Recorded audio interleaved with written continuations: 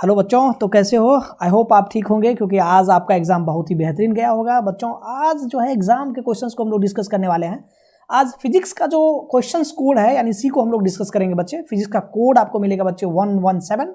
और अगर हम बात करें क्वेश्चन बुकलेट सेट की बात अगर करें तो सेट का जो कोड है बच्चों वो सी है ना। जैसा कि आप जानते हैं कि आज फिजिक्स का ही पेपर हुआ है ना। आज हम लोग उसी के ऑब्जेक्टिव शॉर्ट और लॉन्ग की बात करने वाले हैं बच्चों। तो जो हम ऑब्जेक्टिव भी सबसे पहले देखते हैं तो सी कोड का जो सबसे पहला ऑब्जेक्टिव है बच्चों कि 100 माइक्रोफेराड, पहला क्वेश्चन लेते हैं बच्चों कि 100 माइक्रोफेराड धारिता वाले संधारित्र को 100 वोल्ट तक आवेशित करने पर उसमें संचित ऊर्जा, अगर संचित ऊर्जा की बात करते हैं तो संचित ऊर्जा किसके करीब बनता है बच्चों, यानी कहते हैं हाफ सी भी स्क्वायर। अगर आपके पास यहाँ पर देखिए सी की वैल्यू और यहाँ पर आपको वी की वैल्यू है, आप ये अगर पुट करते हो तो पुट करने के बाद अगर इसको सॉल्व करोगे तो यहाँ पर आपका चॉइस बनने वाला है चॉइस नंबर ए, यानी 0.5 जूल के करीब बनेगा। देखिए किसी और का क्वेश्चन है, हमने पीडीएफ बनाने की कोशिश करा बच्चे, आपको थोड़ा बहुत इसमें पहले से ही टिक आउट क्वेश्चंस मिलेंगे तो परेशान होने की बात नहीं है ना। चलिए नेक्स्ट क्वेश्चंस की तरफ चलते हैं। आई होप आपका सही हो गया होगा क्वेश्चन। निम्नलिखित, दूसरा क्वेश्चन कहता है बच्चों निम्नलिखित में किसका मात्रक वोल्ट पर मीटर होता है।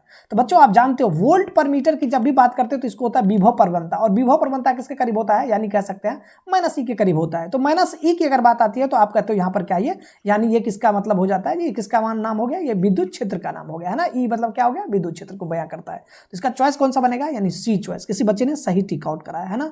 चलिए नेक्स्ट क्वेश्चन की तरफ अगर चले बच्चों तो नेक्स्ट क्वेश्चन की बात अगर की जाए तो नेक्स्ट क्वेश्चन आपका क्या है, क्वेश्चन नंबर 3 की बात करते हैं। 3 में कह रहा है क्या कि वैद्युत चालन में चालक के मुक्त इलेक्ट्रॉन का अपवाह वेग यानी v, और आप जो पढ़े होंगे ना बच्चों तो अपवाह वेग यानी vd की बात किए होंगे, एवं चालक के सिरों के बीच के लगे विभवांतर यानी v।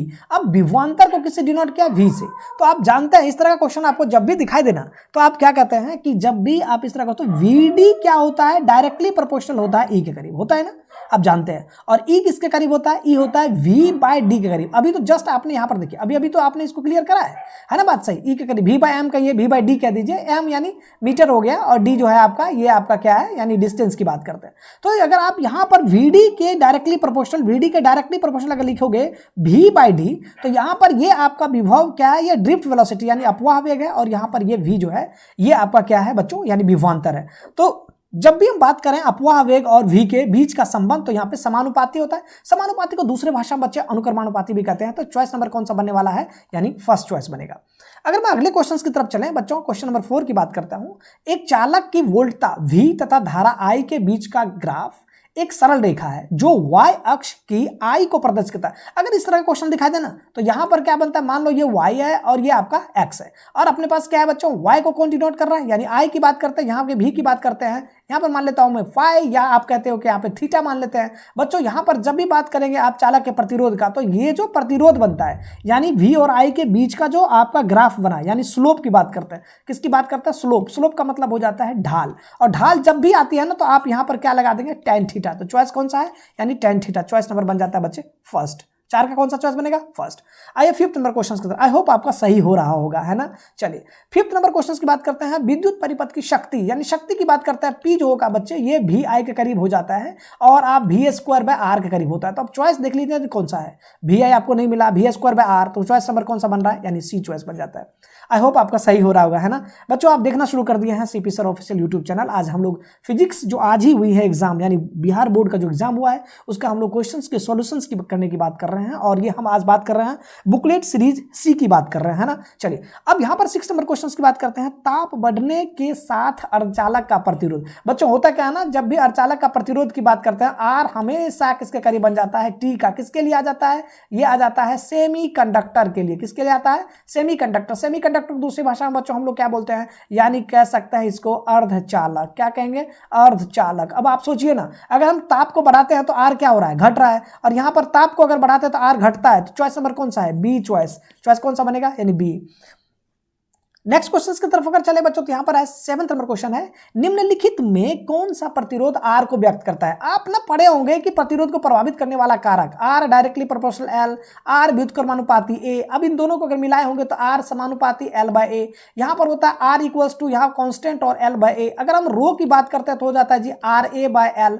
अब आप देखिए ना, आपसे क्या पूछा गया, आपसे पूछा गया प्रतिरोध, तो R इक्वल्स टू कितना हो जाता है, रो L/A। तो चॉइस नंबर कौन सा बनेगा, यानी बन जाता है बच्चे फर्स्ट चॉइस है ना। आई होप आपका सही हो रहा होगा है ना, और आपके पॉकेट में अच्छे अच्छे नंबर आ रहे होंगे। चलिए अब बात करते क्या कि 8th नंबर क्वेश्चन करा है, एक ही तत्व के समस्थानिक। जब भी समस्थानिक आए ना बच्चों, तो समस्थानिक में क्या होता है, आइसोटॉप्स की बात करते हैं, तो आइसोटॉप्स में क्या होता है, जो परमाणु संख्या है वो समान होता है, बट परमाणु द्रव्यमान जो होता है वो अलग अलग हो जाता है, और इनके बीच का जब डिफरेंस निकालते हो तो ये n यानी न्यूट्रॉन संख्या निकलता है। तो पूछ रहा है एक ही तत्व के समस्थानिकों के बीच का मुख्य अंतर क्या होता है, तो ये इस पर डिपेंड करता है न्यूट्रॉन की संख्या पे। तो थोड़ा सा याद रखेंगे आप इस बात को, है ना, और अपने आप को मिलाएंगे, चॉइस नंबर बी आपका सही आंसर होगा, है ना। चलिए निम्नलिखित, नेक्स्ट क्वेश्चन है 9th नंबर क्वेश्चन, निम्नलिखित में से कौन सा रेडियोधर्मी क्षय प्रकार नहीं है। जब भी रेडियोधर्मी क्षय की बात आती है ना बच्चों, तो रेडियोधर्मी क्षय में क्या होता है, अल्फा बीटा गामा, डीके की बात कर रहा हूं मैं। क्षय का मतलब होता है डीके, क्या मतलब होता है, डीके, यानी कहते बर्बाद हो रहा है ना। चलिए तो alpha beta gamma, alpha beta gamma, तो कौन सा चॉइस बनेगा आपका, यानी कह रहा है यहाँ पर नहीं है। तो ये भी आपको ध्यान देने की बात है, कौन सा नहीं है। तो अगर नहीं की बात आ रही है तो आपको सबसे पहला काम यही करना होगा, अल्फा बीटा गामा को छोड़ करके। तो कौन सा चॉइस बनेगा, म्यूऑन, ठीक है ना। चलिए चलते हैं अगले क्वेश्चन की तरफ। अगला क्वेश्चन कहता है बच्चे, क्वेश्चन नंबर 10 की बात कर रहे हैं, 500 नैनोमीटर यानी लैम्डा की वैल्यू दे रखा है तरंगदैर्घ्य वाले एक फोटोन की ऊर्जा। जैसे फोटोन की ऊर्जा बोले ना बच्चों, तो यहां पर आप लगा लीजिए E इक्वल टू किसके करीब होता है, H और बोलिए C बाय लैम्डा। और HC बाय लैम्डा की बात करते हो तो H की वैल्यू दिया है 6.626 इंटू 10 टू द पावर -34, है ना बात सही। और इंटू में होता है 3 इंटू 10 टू द पावर बनेगा 8, अपॉन में लैम्डा की वैल्यू कितनी आ जाती है, लैम्डा की वैल्यू आ जाएगी बच्चों, यानी कह सकते हैं 500 नैनो, कितना दे दिया 500 नैनोमीटर। तो नैनो का मतलब क्या होगा, 500 इंटू 10 टू द पावर कितना हो गया 9। अब आप इसको कट करेंगे ना बच्चों, तो ये आप जब मल्टीप्लाई करेंगे ऊपर में, तो ये आपकी वैल्यू आ जाएगी कितनी, यानी 19.8 और 7 8 और 10 टू द पावर कितना हो गया 34 में से 8 चला गया बच्चों, बन जाएगा आपका कितना, 10 टू द पावर बन जाएगा 28, है ना, सॉरी 26, कितना बन रहा है 26, माइनस में बन रहा है, अपॉन में बन रहा है कितना 500। फिलहाल के लिए क्या करिए, ये 19 में इसको ना डिवाइड करिए। जब 19 में आप इसको डिवाइड करते हो ना बच्चों, किससे, यानी 500 से, तो आपका आंसर तकरीबन बन जाता है 3 पॉइंट समथिंग। इसको कट करेंगे तो 3 पॉइंट समथिंग। देखिए कोई आंसर है क्या, ऑप्शन है क्या 3 पॉइंट, बिल्कुल नहीं है। इसका मतलब यहाँ पर ई चॉइस आपका बनने वाला है नन। इसका आंसर क्या बनने वाला है, नन। इसका कोई आंसर ही नहीं बन रहा है ना बात है। चलिए अगले क्वेश्चन की तरफ चलते हैं। अगला क्वेश्चन क्या है बच्चे, अगला क्वेश्चन है कि इलेक्ट्रॉन स्पेक्ट्रम की कौन सी श्रेणी, देखिए कितना इंपॉर्टेंट क्वेश्चन डाल दिया है। जैसे बात करते हैं बामर, बामर सीरीज क्या होता है, देखने योग्य होता है। अगर लाइमन की बात करते हैं तो इसको बोलते हैं यूवी, और पास्टन की बात करते हैं तो इसको बोलते हैं इंफ्रारेड। क्या बोलते हैं, इंफ्रारेड, और ब्रैकेट भी क्या बनेगा, इंफ्रारेड। तो आपका आंसर क्या बनने वाला है बच्चों, आंसर बनेगा सेकंड चॉइस। आई होप आपका क्वेश्चन सही हो रहा होगा, है ना, और आपके परसेंटेज बढ़ने के चांसेस बन भी रहे होंगे, है ना। चलिए 12th नंबर क्वेश्चन की बात अगर करते हैं बच्चों, तो निम्नलिखित में कौन आवेश रहित कण है। आवेश रहित कण की जब भी बात आती है ना बच्चों, तो यहां पर एक ही ऑप्शन दिखाई देता है, कौन सा, फोटोन। इस पर कोई भी चार्ज नहीं है। और फोटोन की ऊर्जा कितनी होती है, E बराबर होता है HC बाय लैम्डा, या फिर होता है किसना, यानी कह सकते हैं H न्यू, या फिर आ जाता है अगर एल्बर्ट आइंस्टीन के हिसाब से देखेंगे तो यहां पर मास एनर्जी इक्विवेलेंस किसके करीब होता है, E बराबर mc स्क्वायर के करीब होता है। तो कभी कभी ये क्वेश्चन पूछ भी देता है कि m का मास, यानी मास निकाल दीजिए यहां से, है ना। चलिए तो एक्स किरणें क्या है, अगर 30 नंबर क्वेश्चन की बात करते हैं तो एक्स किरणें क्या है, सीधा बात है विद्युत चुंबकीय तरंग है ना। चलिए 14 नंबर क्वेश्चन की बात करते हैं, एक ईएमयू बच्चों, एक ईएमयू की बात आती है। यहां पर देखिए क्या है, मास दे रखा है बच्चों, है ना, और मास दे रखा है कितना है, यानी एक एएमयू की बात करते हैं। और एक एएमयू कितना हो जाता है 1.67 इंटू 10 टू दी पावर कितना होता है -27 किलोग्राम के करीब हो जाता है बच्चों एक एएमयू। और यहां पर कहते हैं ऊर्जा में उसको कन्वर्ट करना है, तो ऊर्जा में कन्वर्ट करने के लिए आपको यहां पर जब आप कार्यफलन पढ़े होंगे ना, फाई बराबर क्या इसके करीब होता है, फाई बराबर HC बटा बोलिए लैम्डा नॉट, या फिर फाई बराबर आया होगा वर्क फंक्शन यानी H इंटू बोलिए न्यू नॉट। तो आपका यहां पर देखने को मिला होगा किसमें, मेगा इलेक्ट्रॉन वोल्ट में, यानी 931 मेगा इलेक्ट्रॉन वोल्ट। तो 14 नंबर का आंसर, का 14 नंबर क्वेश्चन का आंसर बनेगा डी चॉइस, है ना। चलिए 15th की बात अगर करें तो दो आवेशों के बीच की दूरी आधी कर जा रहे हैं, दूरी आधी कर जा रहे हैं, तो F इक्वल टू किसके करीब बनता है, K इंटू बोल दीजिए कितना, Q1 इंटू बोलिए कितना, Q2 अपन बोलिए कितना R स्क्वायर। जब आप जानते हैं कि अगर दूरी आधी करते हैं तो F डैश किसके करीब बनता है, 4F के करीब बनता है नहीं बनता है ना। और यहां पर क्या होता है कि फिर आवेश को आधा कर दिया गया, आवेश को अगर आधा कर देते तो क्या बन जाता है जी, किसके करीब बन जाएगा, जरा सोचिए, दोगुना करीब। पर 15th नंबर का क्या बनेगा इसका, यानी दोगुना बन जा रहा है ना बात सही। चलिए नेक्स्ट क्वेश्चन की तरफ चलते बच्चों। नेक्स्ट क्वेश्चन कहता है, एक इलेक्ट्रॉन को विभवांतर V के अधीन विराम से त्वरित करने की इसकी चाल क्या होती है ना। तो यहां पर 16th नंबर क्वेश्चन जब भी बात करें ना, ये आपका बन जाता है जी रूट में आ जाता है, किसका, रूट V के समानुपाती बन जाता है ना, विभवांतर वाली बात को अगर देखा जाए तो, है ना। चलिए तो यहां पर क्या बात बनता है बच्चों, यानी आ जाता है कि इलेक्ट्रॉन का विशिष्ट, कितना आसान क्वेश्चन है। जैसे ही इलेक्ट्रॉन के विशिष्ट आवेश की बात करते हैं, एक इलेक्ट्रॉन बता क्या करिए जी, मास ऑफ इलेक्ट्रॉन कर दीजिए, और एक इलेक्ट्रॉन बटा मास ऑफ इलेक्ट्रॉन जैसे ही आप कैलकुलेट करेंगे तो ये बन जाएगा 1.8 into 10 to the power 11 coulomb per kg, है ना। नेक्स्ट क्वेश्चन की तरफ चलेंगे। आई होप आपका क्वेश्चंस बिल्कुल सही हो रहा होगा। अच्छा देखो, कभी कभी अगर मिला भी रहे हो अभी क्वेश्चंस, अगर आपको थोड़ी बहुत आपको अगर दिक्कत आ रही है, थोड़ी बहुत गलतियां हो रही, तो परेशान होने की आवश्यकता बिल्कुल नहीं है। क्या पता आपको थ्योरी बहुत अच्छे गए होंगे, है ना, और 22 के चलते बाकी पेपर खराब नहीं करने, है ना। चलिए, संधारित्रों के समांतर संयोजन में प्रत्येक संधारित्र के लिए कौन सी राशि समान होती है? विभव समान होती है, क्योंकि क्या होता है कि आप इसको किसमें जोड़ रहे हो, जरा सोचो, यानी आप इसको समांतर क्रम में जोड़ो, है ना, बात सही। समांतर क्रम में जैसे जोड़ोगे ना बच्चे, तो यहां पर क्या होता है, इसका विभव समान होता है। बट अगर आवेश की बात करते हैं तो आवेश अलग अलग होता है। यही श्रेणी क्रम में होता है, तो आवेश क्या होता है, श्रेणी क्रम में आवेश सबका समान हो जाता है ना, बात सही। चलिए, तो आंसर क्या बनेगा आपका? सी चॉइस बनने वाला है। 90th नंबर क्वेश्चन की अगर बात करें बच्चों, तो वायु में दो धनावेशों के बीच परावैद्युत पदार्थ रख देने से इनके बीच प्रतिकर्षण बल का मान। जैसे हम प्रतिकर्षण बल के मान की बात करते हैं, तो यहां पर क्या होता है, F इक्वल टू क्या बनता है बच्चों, यानी 1/4 पाई एप्सिलॉन इंटू बोलिए Q1 इंटू बोलिए Q2 अपॉन बोलिए R²। अब जरा सोचिए ना, इसकी मान को क्या करते हो, दो धनावेश के बीच परावैद्युत पदार्थ रख देते हो, इनके बीच प्रतिकर्षण बल तो यहां पे क्या बन रहा है, व्युत कर्मानुपाती बन रहा है कि नहीं बन रहा है? बोलिए, अगर हम इसकी मान को, प्रतिकर्षण बल का मान क्या बनेगा, इसको अगर बढ़ाते हैं तो इसका मान क्या हो जाता है जी, घट जाता है ना, बात सही। तो 19th नंबर क्वेश्चन का ऑप्शन क्या बनेगा, यानी घट जाता है। ये बात थोड़ा सा ध्यान दीजिएगा। चलिए, नेक्स्ट क्वेश्चन की बात अगर करें, तो नेक्स्ट क्वेश्चन आपका है बच्चों, 0.2 माइक्रोकूलम, है ना, 0.2 माइक्रोकूलम के दो बराबर विपरीत आवेश के बीच की दूरी इतना है, कितना, 3 सेंटीमीटर। इसका वैद्युत द्विध्रुव आघूर्ण होगा। अब द्विध्रुव आघूर्ण P बराबर क्या होता है, 2a इंटू बोलिए क्यों, 2a कितना दिया है, 3 मीटर में कन्वर्ट कर लीजिए, 3 गुना 10 के पावर कितना, बोलिए कितना, 10⁻⁻2। और यहां पर कितना है, 0 डेसिमल कितना है, 2 इंटू 10⁻⁻ कितना है, -6। मल्टीप्लाई करिए, यहां से हटाइए और यहां लगा दीजिए जी 0, यहां से हटाएंगे तो 6 और 2 8 1 9, 10⁻⁻9। यहां तो आ गया 10⁻⁻9, बट यहां पर क्या बना, 3 गुना 2 6, 6 गुना 10 के पावर कितना, -9। कहीं दिख रहा है क्या, नहीं दिख रहा है। तो यहाँ पे ख्याल से यहाँ पर पावर के थोड़ा सा चेंजेस कर देने चाहिए था, ठीक है ना, क्योंकि देख लीजिए ना, अगर 0.2 है तो 0.2 की मान है, तो 0.2 माइक्रोकूलम है, इसका मतलब हो गया 2 गुना 10 के पावर कितना, बोलिए कितना, -7 कूलम बन रहा है ना। और अपने पास क्या है, अगर मैं 2a की बात कर लेता तो 2a अपना कितना है, 2a की बात करता 3 सेंटीमीटर है, और 3 सेंटीमीटर की बात करें तो 3 इंटू 10⁻⁻ कितना बनेगा, -2 मीटर बन जाएगा। हमें P चाहिए, P किसके करीब होता है, 2aq के करीब। तो 2aq कितना हो गया, 2 गुना 10 के पावर -7 गुना बोलिए 3 गुना 10 के पावर -2, तो यहां पर बन जाएगा 6 गुना 10 के पावर कितना, -9 कूलम मीटर। यहां पर ऑप्शंस बिल्कुल ही आपका क्या दिया है, गलत दिया है ना, तो 0.6 नहीं दिया है। तो यहां पर थोड़ा सा ध्यान देंगे, अगर 0.6 होता, यहीं पर क्या होता, 0.6 होता, तो 10 के पावर कितना हो जाता है, -8 कूलम मीटर होता, तब ये चॉइस सही होता। तो इसका कोई चॉइस नहीं बनेगा, तो ये भी थोड़ा ध्यान दीजिए, इसका चॉइस क्या बनेगा। अगले क्वेश्चन की बात करते हैं। अगला क्वेश्चन है बच्चों, क्वेश्चन नंबर 21 की बात करते हैं। एक बंद पृष्ठ के भीतर n वैद्युत द्विध्रुव, बच्चों अगर वैद्युत द्विध्रुव हो ना, तो यहां पर क्या होता है, वैद्युत द्विध्रुव के कारण जो आवेश होता है, नेट आवेश, वह किसके करीब होता है, शून्य के करीब होता है। और यहां पर अगर हम बात करते हैं किसका करीब, यानी विद्युत फ्लक्स, तो ये Q इनक्लोज्ड अपॉन में बोलिए एप्सिलॉन नॉट, ये ही 0 हो गया, तो फ्लक्स कितना हो जाएगा, 0। तो आपका ऑप्शन कौन सा बन जाएगा, यानी डी चॉइस बनेगा। 21 का डी चॉइस बन रहा है।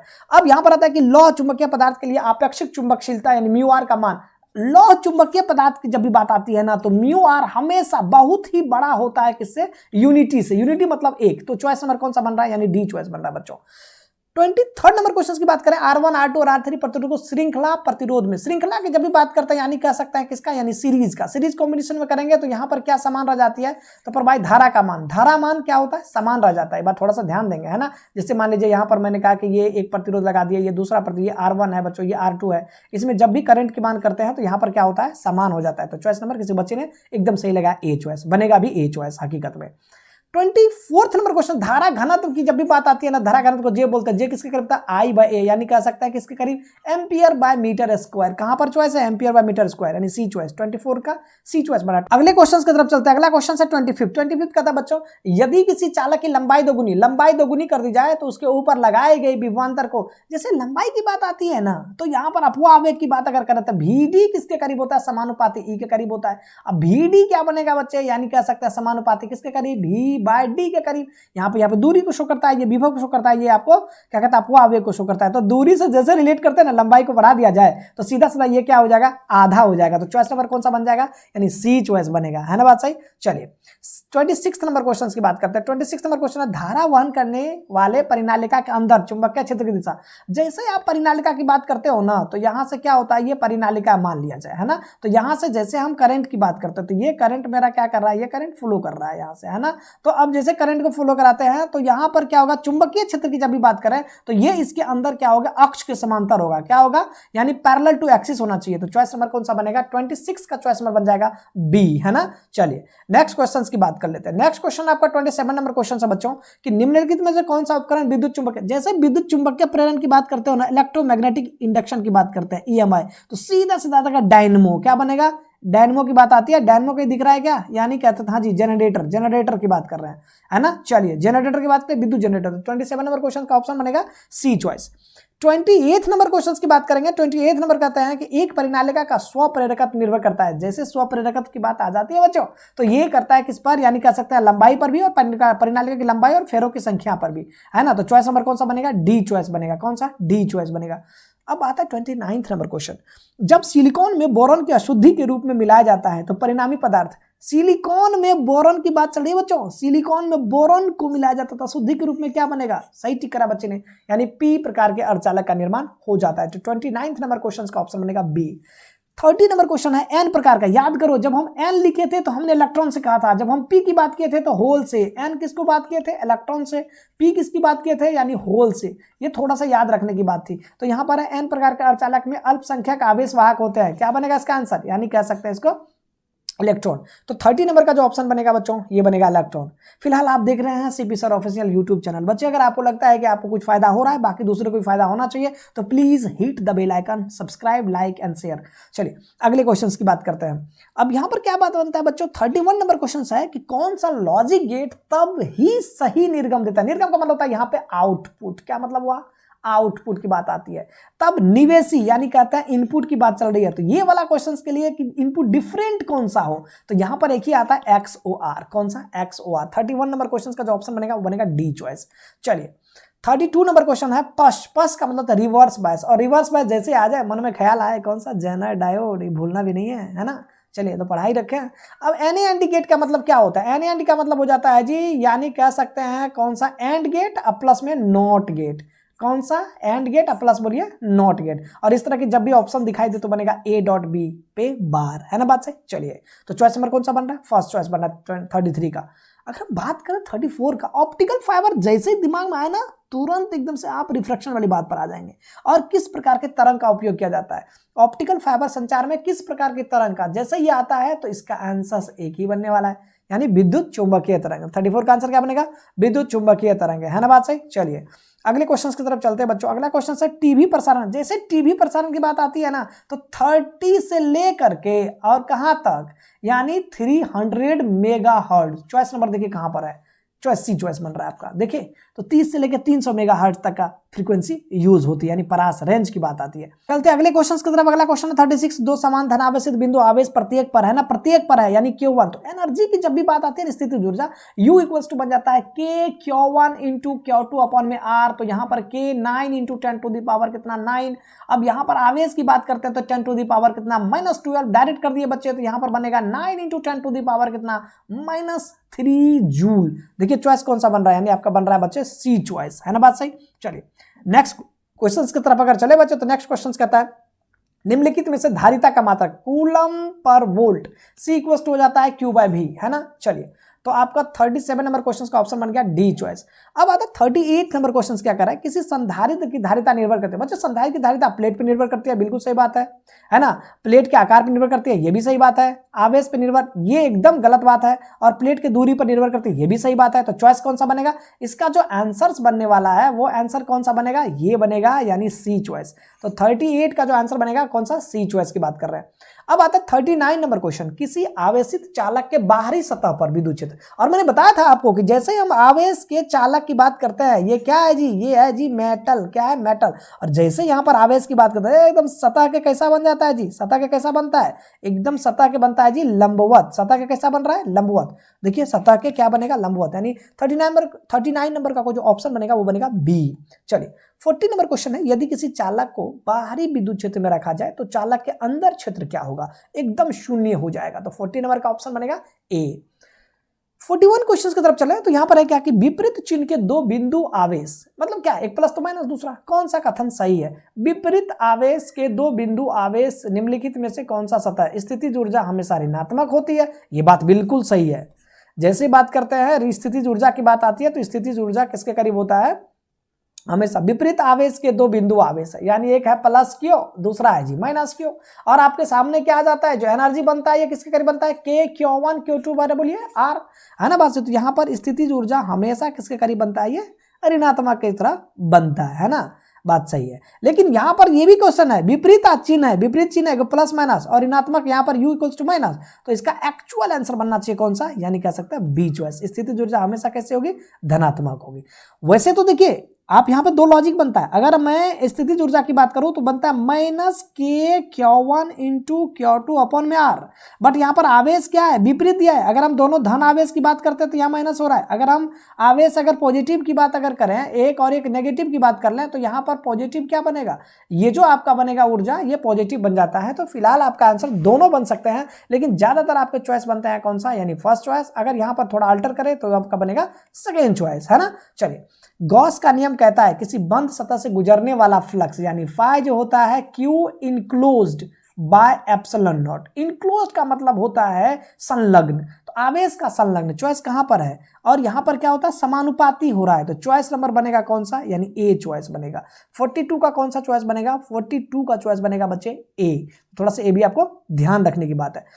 43 नंबर क्वेश्चन की अगर बात करें तो कह रहा है समान आयाम एवं समान तरंग दैर्घ्य की दो प्रकाश तरंगे अध्यारोपित की जाती है, परिणामी तरंग का आयाम महत्तम होगा जब उसके बीच का कलांतर, यानी कलांतर का मतलब होता है जी फेज डिफरेंस, किसके करीब, फेज डिफरेंस। और जब भी ये आयाम की बात आती है ना तो यहां पर तरंग की परिणामी तरंग के आयाम की जब भी बात आती है 43, यानी कह सकते हैं इसका ये फेज डिफरेंस कितना होता था, 0, यानी कह सकते हैं इसको आंसर क्या बनेगा, 0 है। चलिए 44 नंबर क्वेश्चन करते हैं। ध्रुवित प्रकाश में कंपन तल एवं ध्रुवन, जैसे ही कंपन तल और ध्रुवन के बीच की बात आ जाती है तो यहां पर एक ही चॉइस बनता है कौन सा, यानी एक दूसरे का कैसा बनता है, 90 बन जाता है ना, बात सही। चलिए अब यहां पर बात करते हैं नेक्स्ट क्वेश्चन की तरफ। नेक्स्ट क्वेश्चन है 45 नंबर, निम्नलिखित में कौन सी वैद्युत चुंबकीय तरंग नहीं है। अगर इस तरह का क्वेश्चन आपको दिखाई देना तो सीधा सीधा एक लाइन में कर दो जी अल्फा किरण, है ना। अल्फा किरण विद्युत चुंबकीय तरंग बिल्कुल नहीं है।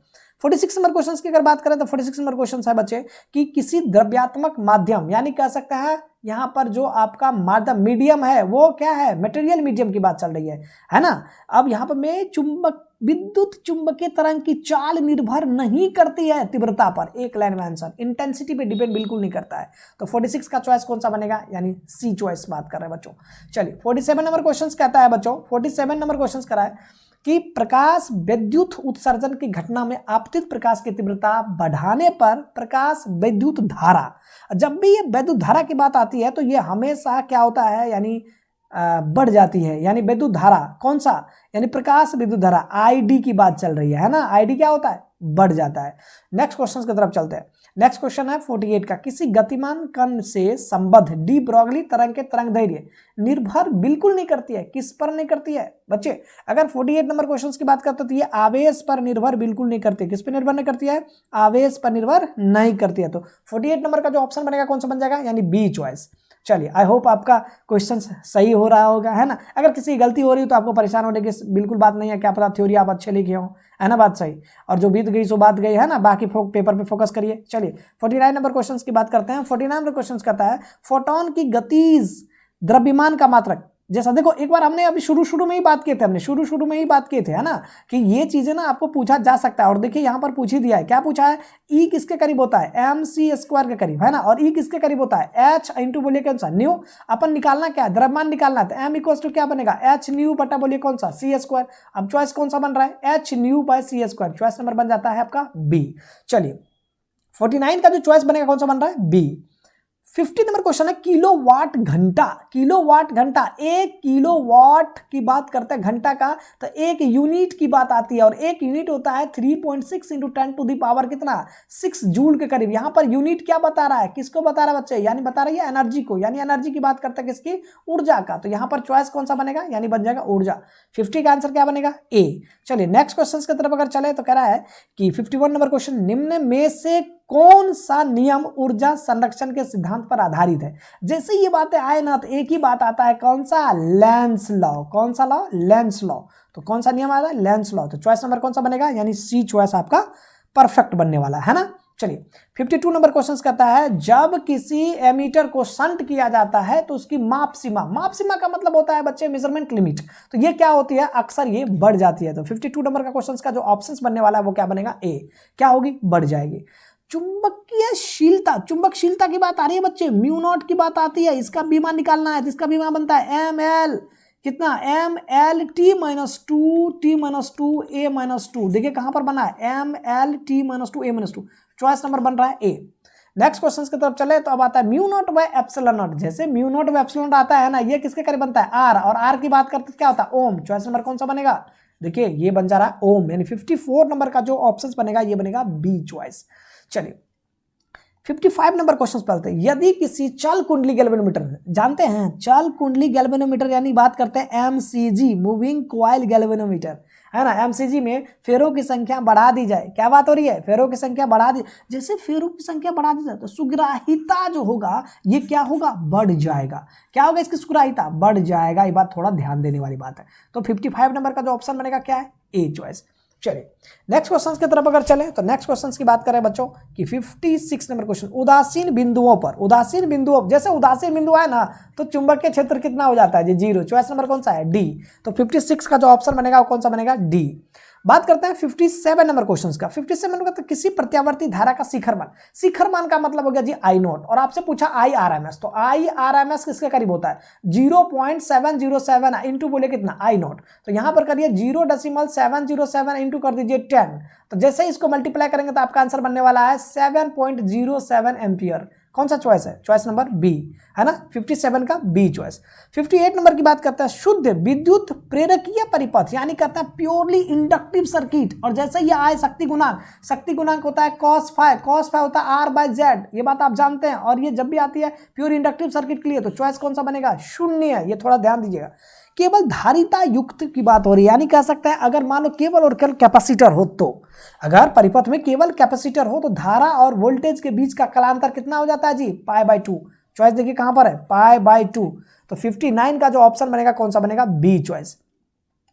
अनुनाद की स्थिति में एक बात आप जानते हैं, हेटेरोजेनेटिंग कंडीशन में क्या होता है, एक्सी जो होता है वो किसके करीब होता है, एक्सएल के करीब होता है, एक्सी होता है 1/ωc बराबर क्या होता है, ωL। मल्टीप्लाई करते हैं तो यहां से ओमेगा किसके करीब बनता है, 2πf के करीब, है ना बात सही। अब यहां पर आपका क्या बनेगा, ओमेगा जो बनता है बच्चे किसके करीब बनेगा, 1 किसके करीब बनता है, √LC करीब, और ये किसके करीब बनता है, 2πf के करीब, f बराबर कितना बनेगा, 1/2π कितना LC, 1/LC। चॉइस नंबर कौन सा बन रहा है, चॉइस नंबर बन रहा है आपका फर्स्ट, है ना बात सही। चलिए 61 नंबर क्वेश्चन की बात करते हैं। एक ऊंचाई का मतलब होता है स्टेप अप ट्रांसफार्मर, और जैसे स्टेप अप के ट्रांसफार्मर की बात आती है और स्टेप डाउन, दोनों में अगर कंपेयर की जाए तो ये प्राथमिक कुंडली की तुलना में ये हमेशा क्या होता है, ये जो आपका आईपी होता है ये ग्रेटर होता है किससे, आईएस। तो जरा सोचिए ना, आपसे क्या क्वेश्चन पूछा है, अब आपसे क्वेश्चन क्या पूछा है, क्वेश्चन पूछा है कि एक ऊंचाई ट्रांसफार्मर की द्वितीय कुंडली में धारा का मान प्राथमिक कुंडली की तुलना में अधिक, क्या होगा, प्राथमिक ना प्राइमरी, इसकी तुलना में यहाँ पर क्या होगा, सेकेंडरी का कम हो जाएगा ना। तो चॉइस नंबर कौन सा है, बी चॉइस। किसी बच्चे ने गलत चॉइस मारा है, सी, है ना, ये गलत है। देखो किसी बच्चे का क्वेश्चन हमने पीडीएफ बनाया है ना बात सही, इसीलिए आपको कुछ क्वेश्चंस के आपके आंसर्स गलत भी दिख रहे होंगे तो परेशान होने की बात नहीं है, जो रेड से मैं कर रहा हूँ सॉल्यूशन वही मान्य है। चलिए 62 नंबर क्वेश्चन पे चलते हैं। उत्तल दर्पण से प्रतिबिंब सदैव बनता है। जब भी उत्तल दर्पण की बात आती है ना बच्चों, उत्तल दर्पण कैसा, यह देखिए, है ना, और यहां पर जब भी प्रतिबिंब रखें तो हमेशा देखिए ना, कहीं पर भी आप रखेंगे प्रतिबिंब तो कहां बनेगा, देखिए कहां बनेगा बच्चे, ये ऐसा निकलता हुआ प्रतीत हो रहा है। अगर मैं बात करते हैं फोकस, यहां पर आप कह दीजिए इसका क्या बना, सेंटर, यहां से सीधा आप ऐसे गुजार दीजिए, गुजारेंगे तो क्या बनने वाला बच्चों, यहां सीधा गुजारते तो प्रतिबिंब कहां बन रहा है, यानी ध्रुव और फोकस के बीच में, ध्रुव और फोकस के बीच में। चॉइस नंबर कौन सा है, सी चॉइस, है ना। चलिए देखिए बच्चों एकदम फुल एक्सप्लेनेशन किए हैं विद सॉल्यूशंस के साथ, है ना, तो अपने क्वेश्चंस को मिला भी रहे होंगे, है ना, और कोई डाउट होगा तो आप उसके सॉल्यूशंस बिल्कुल देख रहे होंगे। आई होप आपका बिल्कुल सही हो रहा होगा और आप एकदम से मुस्कुरा भी रहे होंगे, है ना। फिलहाल आप देख रहे हैं CP sir official YouTube channel, है ना, और सब्सक्राइब करना बिल्कुल नहीं भूलना और दूसरे को शेयर भी करना ताकि दूसरे को भी फायदा हो पाए आपकी वजह से। चलिए अगर मैं 63 नंबर क्वेश्चन की बात करें, यदि किसी माध्यम में निर्वात में संपूर्ण आंतरिक परावर्तन के लिए, यानी कह सकते हैं संपूर्ण आंतरिक परावर्तन यानी TIR, टोटल इंटरनल रिफ्लेक्शन, क्रांति कोण कितना है, 30 डिग्री। बोलो क्रांति कोण क्या बोलते हो, IC बराबर कितना है जी, 30 डिग्री, है ना बात सही। फार्मूला क्या जानते हो, फार्मूला आप क्या जानते हैं, फार्मूला जानते हैं जी। चलिए यानी म्यू जो होता है वो होता है किसके करीब, 1/sin c के करीब, है ना बात सही। म्यू होता है c/v किसके करीब, 1/ बोलिए sin c। और हम जैसे बात करते हैं v बराबर क्या बनेगा, v बराबर बनता है जी यानी c इंटू बोलिए कितना sin ic, है ना बात सही। चलिए तो c की वैल्यू कितना है 3 × 10⁻, बोलिए कितना 8, और ये sin c कितना 1/2, यहाँ से कट कर दीजिए तो कितना बनेगा 1.5, तो v की जो वैल्यू आ जाएगी 1.5 × 10⁻, कितना बन रहा है 8 मीटर पर सेकेंड। अब चॉइस देखिए आपका कौन सा बन रहा है बच्चे, अगर आपका चॉइस ढूंढ लीजिए फटाफट से, ये बी चॉइस आपका कितना बन गया, बी चॉइस, है ना बात सही। तो 63 नंबर का क्वेश्चन का आंसर बन रहा है बी चॉइस। अगले क्वेश्चन की तरफ चलेगा 64 नंबर क्वेश्चन, तो कह रहा है यदि समान फोकस दूरी एफ के दो अभिसारी लेंस, है ना, अभिसारी लेंस का मतलब तो कन्वर्जिंग लेंस, एक दूसरे के संपर्क में रखा हो तो संयोग की फोकस दूरी, जब भी फोकस दूरी की बात आती है ना बच्चे, यानी फोकस दूरी किसके करीब बन जाएगा 1/, यानी P किसके करीब होता है, P इक्वल टू होता है P1 प्लस बोलिए कितना P2, P क्या होता है 1/f equal to 1/f1 plus बोलिए 1/f2, बट यहाँ पर क्या बात बनता है 1/f equal to 1/f plus बोलिए 1/f बराबर कितना बन गया 2/f। अपन क्या चाहिए, आप इक्विवेलेंट चाहिए। अगर मैं f इक्विवेलेंट की बात करता हूं तो ये किसके करीब बन जाएगा, ये सीधा सीधा f/2 बन जाएगा। तो आंसर कौन सा बनेगा, ये बन जाएगा आपका सी चॉइस, है ना बात सही। तो 64 का जो आंसर बनेगा वो बनेगा सी चॉइस। अगर मैं 65 की अगर बात करूं तो एक उत्तल लेंस की क्षमता 2 डायोप्टर है, डायोप्टर यानी p इक्वल टू कितना है 2d है। फोकस दूरी की बात करते हैं f इक्वल टू हो जाता है 1/f किसमें मीटर में। अगर मैं यहां से p की बात करूं और यहां से मैं अगर f की बात अगर कर लूं बच्चों, मैं किसकी बात करता हूं f का, तो यहां से जो आपका f बन जाएगा वो कितना बनेगा जरा सोचिए, यानी f इक्वल टू बनेगा कितना, यानी 1/2 यानी 0.5। अगर सेंटीमीटर में बात करेंगे f इक्वल टू कितना बनेगा, f इक्वल टू बन रहा है 100/2 यानी कितना बन जाएगा 50 सेंटीमीटर। अब आप देखिए ना आपका कौन सा चॉइस है ना 50 सेंटीमीटर, तो कौन सा चॉइस बन रहा है यानी बी चॉइस। 65 का जो चॉइस बन रहा है वो बन रहा है आपका बी। 66 नंबर क्वेश्चन है, निम्नलिखित में कौन सा रंगीन विफदन को कम करने के लिए लेंसों में उपयोग। जैसे विफदन की बात आती है ना बच्चों, विफदन का मतलब हो जाता है यानी क्रोमेटिक एब्रीवेशन, क्रोमेटिक के लिए आता है अवर्णक संयोग, किसके लिए अवर्णक, यानी कह सकते हैं इसको एक्रोमेटिक कॉम्बिनेशन, कितना एक्रोमेटिक कॉम्बिनेशन, है ना। चलिए 67 नंबर क्वेश्चन का अगर हम करेक्ट चॉइस की बात करें तो देखिए क्वेश्चन क्या कहता है, एक उत्तल लेंस को किसी द्रव में डुबाया जाता है जिसका अपवर्तनांक लेंस के पदार्थ के अपवर्तनांक के बराबर है, यानी म्यू जो है वो क्या है इक्वल है, बराबर है। तो फोकस दूरी क्या होगी, सीधी सीधी बात है अनंत हो जाएगी। फोकस दूरी 67 नंबर का क्या बनेगा, अनंत हो जाएगा। तो 67 नंबर का क्वेश्चन ऑप्शन बनेगा यानी बी चॉइस। साबुन के बुलबुले रंगीन दिखाई देते हैं किसके कारण, यानी इंटरफेरेंस के कारण, यानी व्यतिकरण के कारण, किसके कारण व्यतिकरण। 68 का ऑप्शन बन जाएगा आपका सी चॉइस। 69 नंबर क्वेश्चन की बात करें, निम्नलिखित में से किसे ध्रुवित नहीं किया जा सकता है। जब भी ध्रुवित की बात करते हैं देखिए प्रकाश को किया जा सकता है, एक्सरे को किया जा सकता है, रेडियो किया जा सकता है, बट यहाँ पे क्या आएगा इसका आंसर, ये आएगा आपको जी कौन सा चॉइस, यानी कह सकते हैं ए चॉइस। इसको हम ध्रुवित बिल्कुल नहीं कर सकते हैं ध्वनि तरंगे को, है ना बात सही। चलिए next question, last question 17 number question की बात करते हैं। एक व्यक्ति +2, जैसे ही +2 है ना इसका मतलब सीधा सीधा आ गया कौन सा, यानी कह सकते हैं कॉनकेव। कौन सी, कॉनकेव लेंस की बात करते हैं। और जो कॉनकेव लेंस की बात करते हैं ना ये आ जाता है जी लॉन्ग साइडनेस के लिए, और लॉन्ग साइडनेस का मतलब होता है दूर दृष्टि दोष के लिए। तो 17 नंबर का क्वेश्चन का जो ऑप्शन बनेगा वो क्या बनेगा, बी चॉइस बनेगा। बच्चों यहां तक हमने ऑब्जेक्टिव को बिल्कुल क्लियर कर दिए हैं विद एक्सप्लेनेशन के साथ, और इसमें 0% त्रुटि है, बोले तो एक भी क्वेश्चन ऐसा नहीं है जिसमें आपको गलती दिखाई देगा, है ना। तो जब भी आप फ्री हो एग्जाम से, अभी माइंड सेट करिए एग्जाम की तरफ, अगर आप फ्री होते हैं तब अपना इस क्वेश्चन को मैच करा लेंगे और फिर देखेंगे आपका ऑब्जेक्टिव कितने सिक्योर हो पा रही है। बाकी एक बार आपसे फिर मुलाकात होगी, है ना, सब्जेक्टिव के साथ। तब तक के लिए खुश रहिए, मस्त रहिए।